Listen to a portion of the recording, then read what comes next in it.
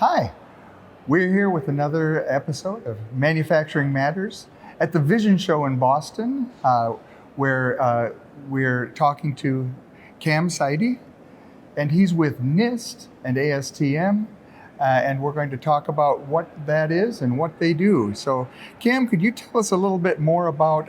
People have heard these acronyms, I'm sure, and they may have an idea of really what it means and what that, how those words and letters tie in. Could you give us a little background on what NIST and ASTM is and Sure. how those organizations work? Sure. Okay. Thanks for having me. So NIST is the National Institute of Standards and Technology. We are an agency under the U.S. Department of Commerce, and our mission is to promote U.S. competitiveness and improve efficiency in order to do a lot of things, including improving our quality of life. And so I work in the engineering lab at NIST. And under the engineering lab, there's obviously many divisions. I'm in the Intelligence Systems Division. And the Intelligence Systems Division is focused on making improving things for manufacturing, specifically. And so we have programs on, for example, additive manufacturing, looking at specifically for metal additive manufacturing, so looking at how to improve the process of the metal additive manufacturing, how to understand what happens at the laser interface with the powder and so on. And so we do a lot of work in that. It's a program on its own. We have a program, the program that I'm under is measurement science for manufacturing robotics. And that's focused specifically on everything to do with robots and sensors and so on to improve the manufacturing process. Mm-hmm. So that's NIST. ASTM, it used to stand for American Society for Testing of Materials, but now it's just ASTM. They rebranded. It's ASTM International. So I don't work at ASTM International, but I am involved in several standards committees under ASTM. Specifically for this, I'm involved in ASTM Committee E57 on 3D imaging systems. Mm-hmm. And I'm the vice chair of that committee. And then I'm also the chair of the subcommittee on industrial machine vision systems.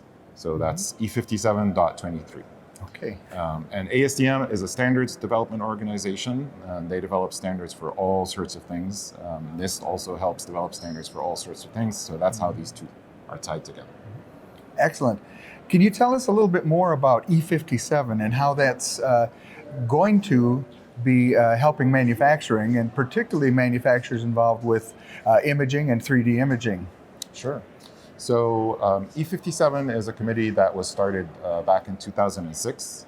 And at the time, we were working with the US construction industry, actually, on trying to improve their processes. And so I was involved in research on robotics for construction and so on. And we quickly realized we realized back in 2001 that LiDAR was going to play a significant role in a lot of these technologies, especially when you're dealing with robotics.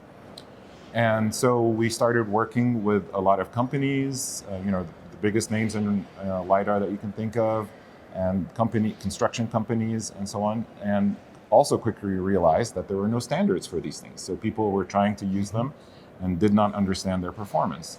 So in 2006, we established E57, ASTM E57 on 3D imaging, and started developing standards for those kinds of terrestrial-based LiDARs. Our focus has shifted because of the importance of manufacturing to the US and the nation. And so we switched a lot of our work to focus on 3D imaging for manufacturing applications. And so specifically in the subcommittee that I just mentioned, we are working on several standards to address the performance of some of these systems that are used in manufacturing. So for example, 3D imaging systems that are used for bin picking applications, how well do they work? Or 3D imaging systems that are used on AMRs to do obstacle detection, people detection, how well do those work? And I know there are lots of standards, 3D imaging systems in terms of interfaces and communication protocols and and so on, or safety for those that are rated for safety applications. We're not dealing with any of those standards. We're looking at specifically the performance. So when you use a depth sensor, for example, and you're getting the depth to a certain object, how reliable is that number? Can you put a bounds on it, uncertainty bounds on that number? Similarly for resolution, so these are two standards that we're working on, depth error and depth resolution. And then of course we're working on bin picking, and how do you what kind of metrics do you need to understand the performance of bin picking, and then how do you measure those metrics?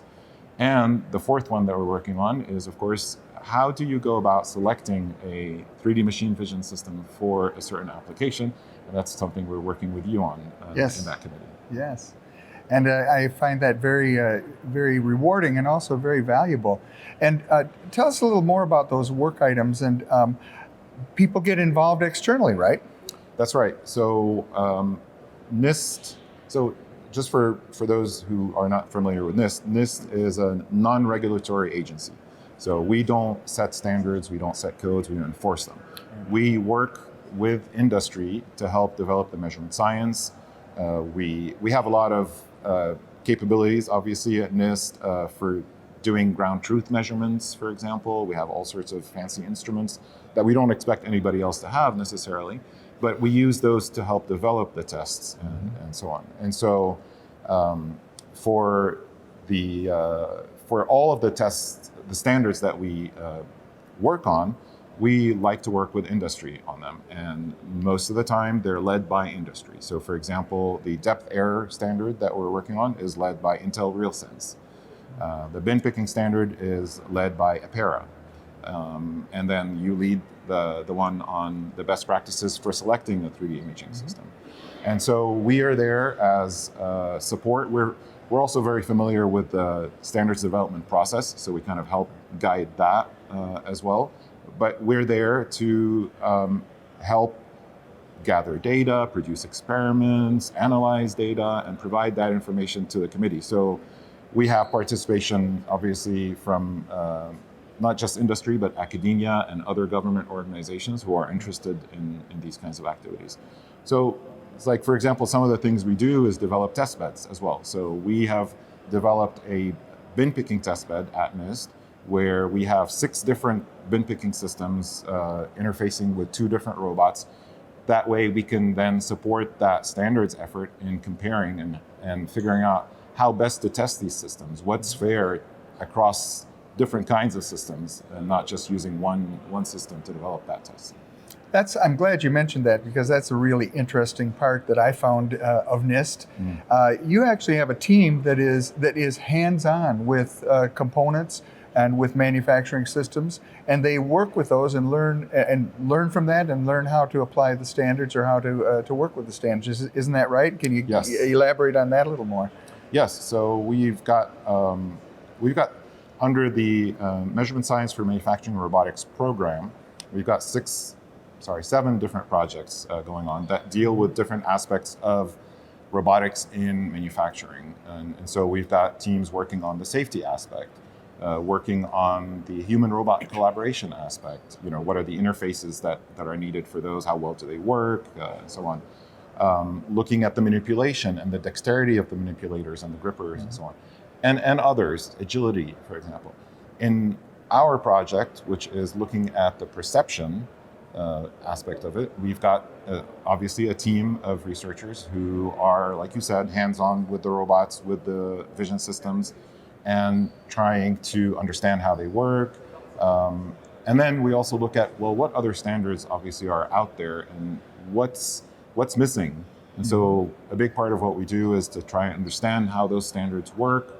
We obtain the standards, we run the standards on the systems that we have. But unfortunately, there aren't many standards for these applications, and that's why we're working on this.